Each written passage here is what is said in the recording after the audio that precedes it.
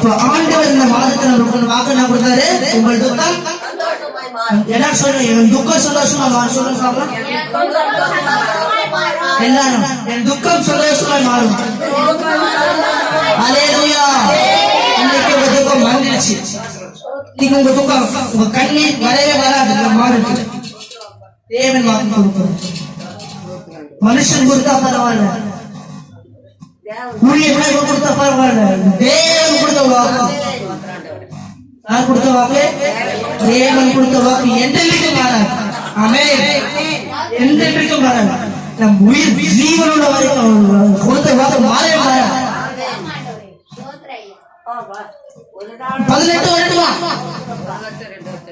1 வருஷமோ 3 வருஷமோ 4 வருஷமோ அது 10 வருஷம் இருக்கணும்.